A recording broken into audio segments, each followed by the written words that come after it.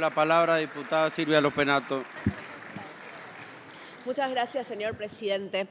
Señor presidente, en el año 1983 se publicó probablemente el informe más controvertido y más debatido sobre el estado de la educación en los Estados Unidos. Con una retórica que muchos calificaron de exagerada, el informe denominado Una nación en riesgo logró captar el interés de la opinión pública por derecha, por izquierda, inclusive trascendió o hasta contrarió las expectativas del gobierno que lo promovió. Ese informe hablaba de una marea creciente de mediocridad por la caída en los resultados de las pruebas estandarizadas que se estaban registrando y señalaba que eso claramente ponía en riesgo la competitividad económica de los Estados Unidos y en última instancia la nación en sí misma. La verdad que no vamos a discutir, porque fue hartamente discutido por los especialistas el contenido del informe y no es lo relevante. A mí lo que me parece relevante y lo que me genera envidia, señor presidente, es que un informe sobre la calidad de la educación en un país se haya convertido en el centro de un debate sobre la competitividad económica, que es un prerequisito indispensable para garantizar el desarrollo económico y social de una nación.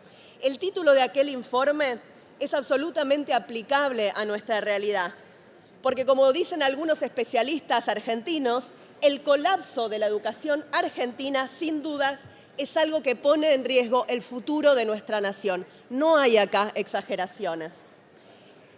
Argentinos por la Educación publicó un informe diciendo que desde la recuperación de la democracia hasta el año 2018, que es cuando se hizo el informe, en 35 años escolares, los estudiantes argentinos habían perdido 2,3 años escolares. Es decir, que antes de la pandemia, porque esto fue en el 2018, los estudiantes argentinos ya habían perdido 2 pandemias de escuela a causa de los paros docentes. Sin embargo, fue realmente con la pandemia del COVID que toda la sociedad argentina se despertó sobre lo que significa la pérdida de clases para el aprendizaje de los chicos. Miren, la educación de la pandemia, la gestión de la educación durante la pandemia se dividió claramente en 2 grupos. Fue una divisoria de aguas entre aquellos que entendíamos que las escuelas debían ser lo último en cerrarse y lo primero en abrirse, como lo hizo mi partido, el PRO, en la ciudad de Buenos Aires, contra viento y marea, y quienes habilitaban una línea telefónica para que se denunciara a las escuelas que querían dar clases.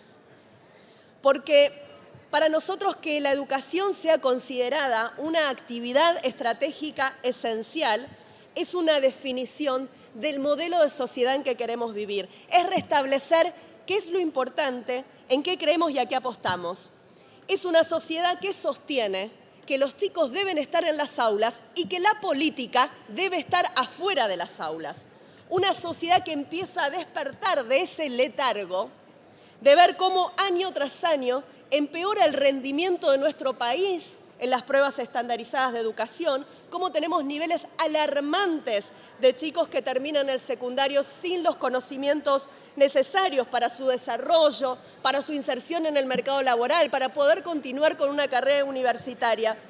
Por eso, para nosotros, la ley que vamos a sancionar hoy es principalmente una declaración de principios. ¿Cuáles son esos principios? Que no hay ningún argumento lo suficientemente fuerte que justifique la vulneración del derecho a aprender que tienen los niños y las niñas en la Argentina. Y permítame aquí decir que se ha mencionado un fallo de la Corte Suprema de Justicia que es anterior a que la Argentina sancionara la Ley Integral de Protección de los Derechos del Niño.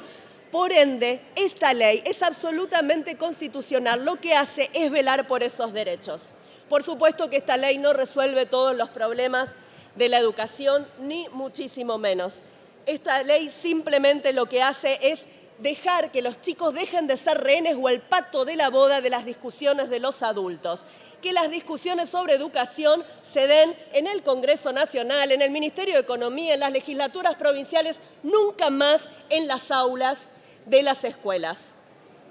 Miren, presidente, vimos sucumbir la bandera de los derechos humanos en el altar de la dictadura de Maduro, porque la verdad, tan negacionistas son los que niegan la dictadura argentina como los que niegan la dictadura que se desangra hoy a Venezuela.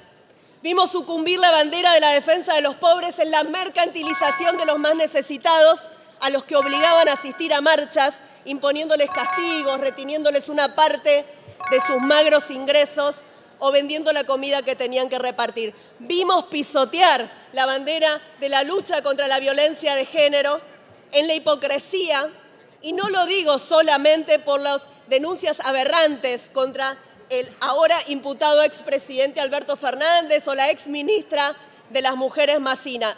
Lo digo porque la siguen pisoteando todos los días cuando no le piden una licencia espinosa y le siguen dando protección política.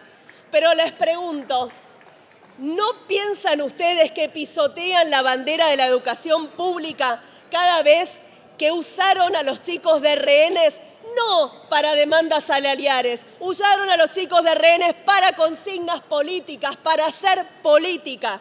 Porque ¿qué culpa tenían los pibes de la provincia de Buenos Aires a los que dejaron sin clases para solidarizarse con el pueblo jujeño cuando discutía su reforma constitucional? O para protestar contra el acuerdo contra el FMI.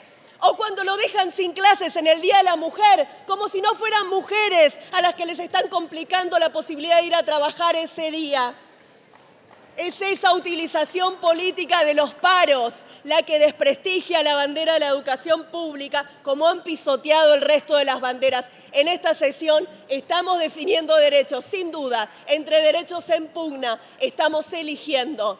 Más temprano, entre los derechos de los delincuentes y los derechos de las víctimas, con el banco de datos genéticos, nosotros elegimos los derechos de las víctimas. Hoy, en este momento, entre los derechos de los sindicatos docentes y los derechos de los niños, nosotros privilegiamos los derechos de los niños. Esa es la verdadera división moral que existe en este recinto y estamos muy orgullosos de siempre defender a los niños y siempre defender a las víctimas, aun cuando tengamos que dirimir entre distintos derechos contemplados por nuestra Constitución. Muchas gracias. Gracias, diputada Loppenato.